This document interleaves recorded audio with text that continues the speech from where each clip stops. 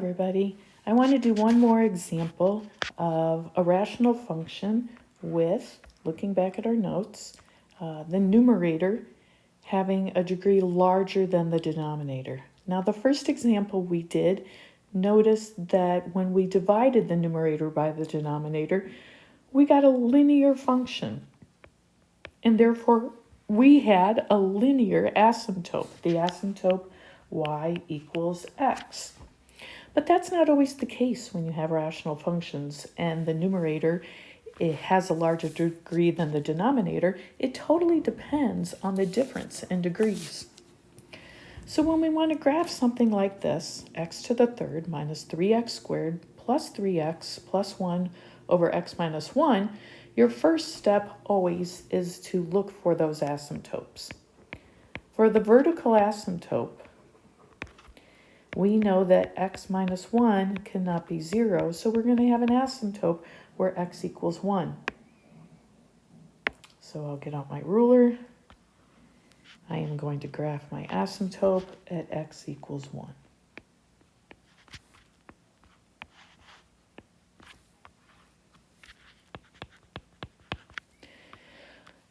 Okay, step 2. Where is my other asymptote?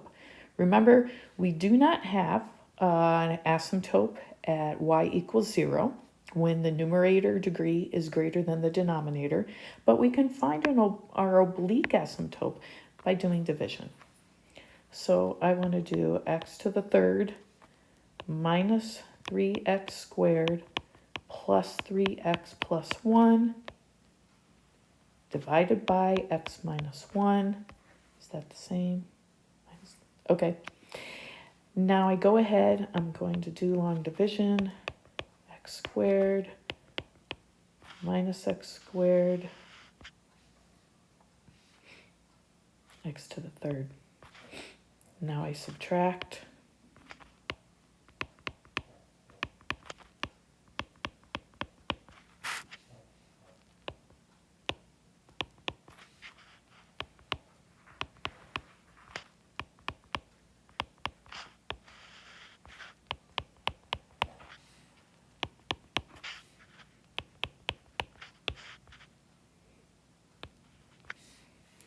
And notice what I have.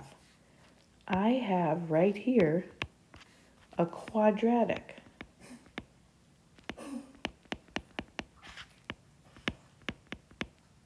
So my asymptote is going to be a quadratic, a parabola. I have to find my vertex because I do want to graph it. So negative b over 2a, well, negative b is 2 over 2 times 1 is 2, which is 1. If I plug in 1, I have 1 squared minus 2 plus 1, which is 0.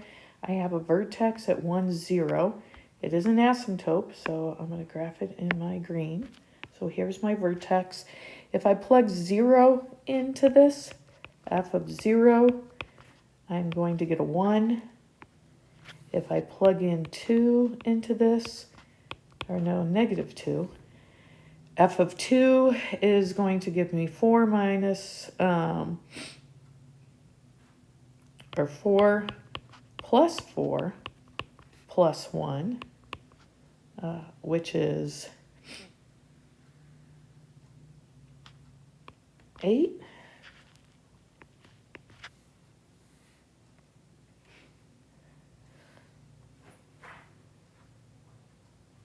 Nine. I can't add. So at negative 2, I'm going to go way up to 9. It's symmetrical about its line of symmetry, so I can plot my other points. 2 is going to go to 1, and 3 is going to go to 9. And here is my quadratic asymptote. Now we know that our original functions go toward the asymptote. Now we just have to determine where they are. And it's just a matter of plugging in some points. It does take a little time. Use your calculator, not your graphing calculator. Try your TI-30. Actually, for homework, I don't care what calculator you do. When we plug in 0, you can do that in your head. We have 1 over negative 1, which is negative 1. So I know my y-intercept is at -1. That's great because now I know that I have part of my graph on the left region of those asymptotes. So I'm going to pick another point just to round it out. You only need 2 points a region. I'll pick -2. You can do it without a calculator.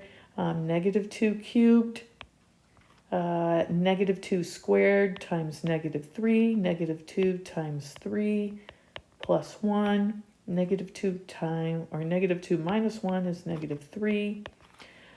And I forgot to multiply by 12. So -3 times 4 is -12. And I forgot to multiply by 3, sorry. 3 times -2 is -6. So I have about -25 thirds, negative thirds, which is about 8.5. So -2, about 8.5. I know that my function hugs my asymptotes. It gets closer and closer to them the further out we get, or the closer to them we get. So I've done, let's do this in yellow. I've done this region. I've done this region. I don't know what happens over here. So what happens on the right side? Let's try a point. And you get to pick any point you want. Pick something easy. I'm going to pick 2. 2 seems relatively easy. 2 cubed is 8. -12. 2 times 3 is 6. 2 minus 1 below is 1. 6 and 8 is 14. 15 minus 12 is 3. 3 over 1. So at 2, I have 3. And if you would like another point, actually, I think 3 was a little bit further up. We'll put 3 further up because this was 4. Or this was 4 up there. So 3 is going to be about right here. If you would like to pick another point, by all means, pick another point. Pick something closer in. So maybe 1.5. Let's do 1.5. This takes a little bit more work. 3.375. 1.5 squared times 3, 6.75. 3 times 1.5 is 4.5 plus 1. 1.5 minus 1 is 0.5. So 3.375 minus 6.75 plus 4.5 plus 1. And we're going to multiply that by 2 because we're dividing by a half, is 4.25. So 4.25 is somewhere up here. I know my graph hugs my asymptotes. It's going to go through those 2 points. So I sketch it as best as I can. You are welcome to plug in as many points as you need to get an accurate shape. I'm only going to require you about 2 a section. You don't want to spend your whole day plotting points, but it gives you a general area of where your curve's going to fall. Always use Desmos. Plug your formula into Desmos and see that your graph kind of looks like the one you graphed. And these are oblique asymptotes. They come in all different crazy shapes. You can see if the denominator above in the numerator is much greater than the other one. This one has a quadratic asymptote. You can have cubic asymptotes. You can have all different shapes of asymptotes. This lesson is just a basic introduction, how to solve them. It's not exposing you to every single one that's out there. We could literally spend a whole month on this topic, but they all follow the same pattern. When you want to graph them, step number 1, look at the denominator, find that vertical asymptote. Step number 2, look at the difference in the degrees. So let's review. If the degrees are the same, then you're going to be finding a horizontal asymptote at the ratios of the leading coefficients. If your degrees are different and the degree on bottom is larger, you have a horizontal asymptote at y equals 0. And if your degrees are different and the function on top is larger than one on the bottom, you're going to have that oblique asymptote you get from division. After you find both your asymptotes, plug in your points. Definitely try your x and your y intercepts. So to find your y-intercept, just plug in 0.